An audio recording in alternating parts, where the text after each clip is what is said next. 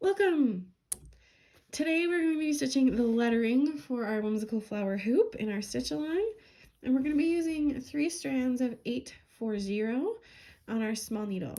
Now before we start stitching, what I want you to do is to take a second and look at your letters. If anything feels like it's been pulled or moved or doesn't look right, now is the time to fix it. You want your trace, your transfer, to look like you want the stitches to look. You can see here in the R, I've got this really thick spot because I traced this spot a couple times. I wasn't happy with where it was the first time. And I've got a couple traces over here as well. So now is the time to fix it. If you need to adjust the fabric in your hoop, don't loosen it, but if you need to pull a little bit tighter somewhere, fix it before you start stitching, because after is almost impossible to change. So let's relearn backstitch, which I'm sure you know by now, but we'll learn it anyway. So we're going to start on the end of our line, make a straight stitch, and I'm making pretty small stitches today because our lettering has lots of curves. So I want to have smaller stitches so that the curves stay nice and smooth and rounded. Then I'm going to come up on our line the same stitch length away, and then I'm going to go down into the end of the previous stitch, and that makes a back stitch. Then we repeat by going our stitch length down the line, come up, and go down into the previous stitch. Now we're just going to keep making back stitch. We're going to follow the line as we go. And then we're going to think about 2 things. One, anytime the lettering overlaps, for example, here in the G, it's going to overlap 2 times, once as we go down and then once as we come back over. You're just not going to worry about it. You're going to pretend the overlap isn't really even there, and you're going to stitch right over it. The other thing that we're going to think about while we're stitching is what happens when we come to a point, which is what's going to happen here in a minute when I come to the tip of this G. Right up over here, I don't need 2 lines of stitching right here. This part only needs to be stitched 1 time. So I need to determine which direction I'm going to stitch that little bit of section. Am I going to stitch it here as I'm coming up, or am I going to stitch it as I'm going back down the G? Now my preference is to stitch it as you come back down the G. So I'm going to stop here and I'm going to jump over here to the tip of the G, and then I'm going to come down, heading back the other direction, and then I'm just going to make sure right here that my stitches are extremely close together. I could even use this same hole if I wanted to. Turns out that's a nice stitch length for right here, so that these 2 lines blend together like they overlapped when we were writing.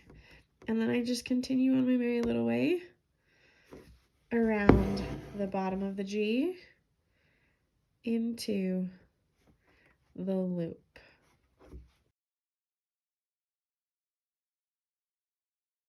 All right, let's talk real quick about the tip of this kind of loop turnaround spot right here that we've got. If I continue with this same size stitch length, it's going to look more like there is a point right here. That's what the end would look like, rather than having a more rounded look. So I'm going to add 1 extra small stitch kind of right across the top here, and you could add 2 or 3 little stitches here depending on where your stitches fall. And then I'm going to go back to my bigger stitch length, which is still, again, relatively small,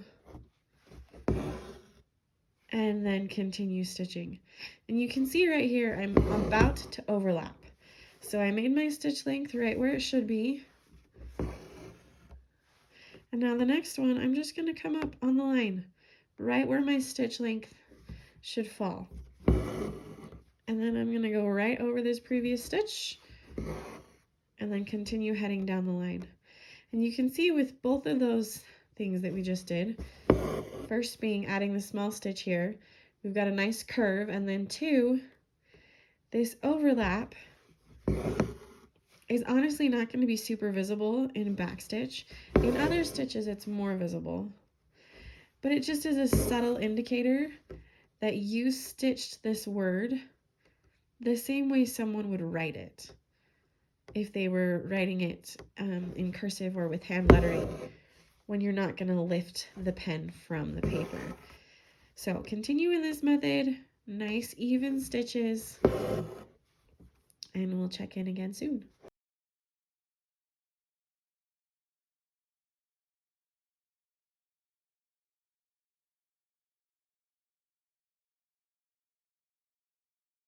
All right, let's check in again real quick. So we're here at the top of the R, or the, I don't know, this angle in the R. And I want this angle to feel like a right angle. So I'm going to make sure that my stitch ends right here at the edge of the letter. So then when I change directions and then go down, my needle point can come back here. And that's going to give me a strong visual angle for the edge of this letter instead of all of these flowy, curvy lines that we've had before. And I'm going to do the same thing as I come in to the letter O here, and W for that matter.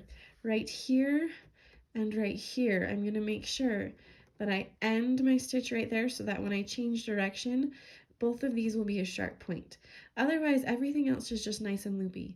These points here, just like here on the R and on the G, I might need to shorten my stitch length just a little bit to make sure that those stay rounded instead of looking choppy or pointed.